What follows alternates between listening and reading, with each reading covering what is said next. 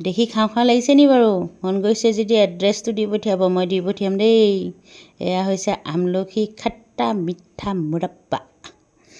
এইখিনি আমলখিখিনি ধুনীয়াকৈ ধুই অলপমান আমলখিখিনিৰ লগত শ্ল' মোশ্যনত খেলি ল'লোঁ। এতিয়া এইখিনি উতলাম। উতলোৱাৰ পিছত একদিন পূৰা ৰ'দত দি থ'ম পানীখিনি শুকাবলৈ। তাৰপিছত এনেকুৱা এফুটা এফুটাকৈ এৰাই পেলাই গুটিখিনি পেলাই দিম।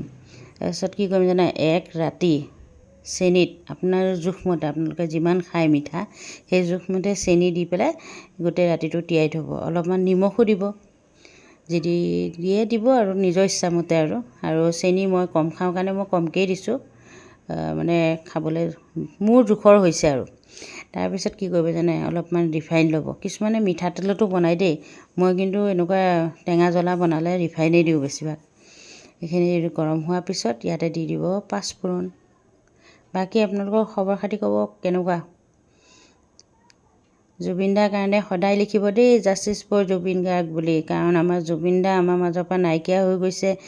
দুষ্ট চক্ৰই মিলি জুবিন দাক আমাৰ মাজৰ পৰা নাইকিয়া কৰি দিছে, সেইকাৰণে পাহৰি নাযাব কিন্তু সদায় লিখিব। এতিয়া এইখিনি তেলখিনিতে দি দিম, গোটেইখিনি আমলখি ঢালি দিম। এইখিনি এতিয়া উতলাই থাকিম, উতলাই উতলাই উতলাই এইখিনি একদম পূৰা পানীখিনি কমি যাব লাগিব, কাঢ়া হৈ যাব। বাকী মই ফুড কালাৰ ইউজ নকৰোঁ ইয়াত, মই অকল খালি ৰেড চিলি পাউডাৰ যোনটো জ্বলা অলপ সেইটো দিম, কাৰণ জ্বলা বনাইছোঁ যেতিয়া অলপমান জ্বলা দিব লাগিব। এইটো 5 টকীয়া দামৰ পেকেটটো ঢালি দিছোঁ গোটেইটো।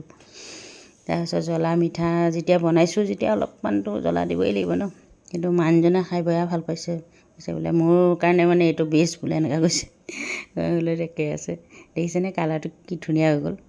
এতিয়া এইখিনি উতল আহি থাকিবলৈ দিব আৰু মাজে মাজে লৰাই থাকিব।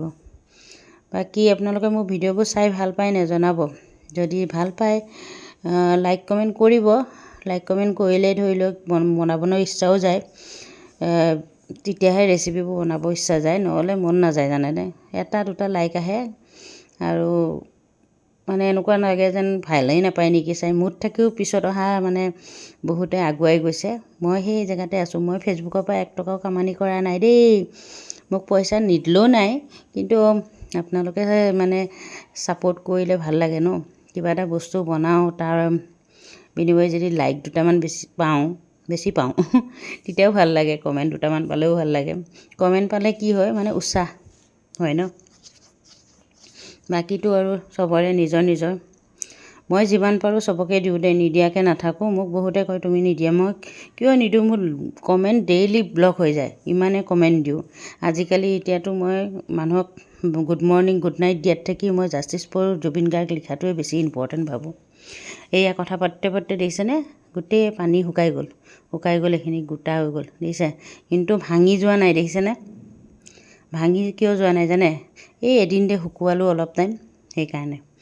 এতিয়া এইখিনি আপুনি ধুনীয়াকৈ এইখিনি মিক্স কৰি থাকিব আৰু পানীখিনি শুকোৱালৈকে। এয়া পানীখিনি শুকাই যোৱাৰ পিছত আৰু বটলত ভৰাই থৈ দিব, আৰু যিমান দিন খাই থাকিব পাৰিব আৰু।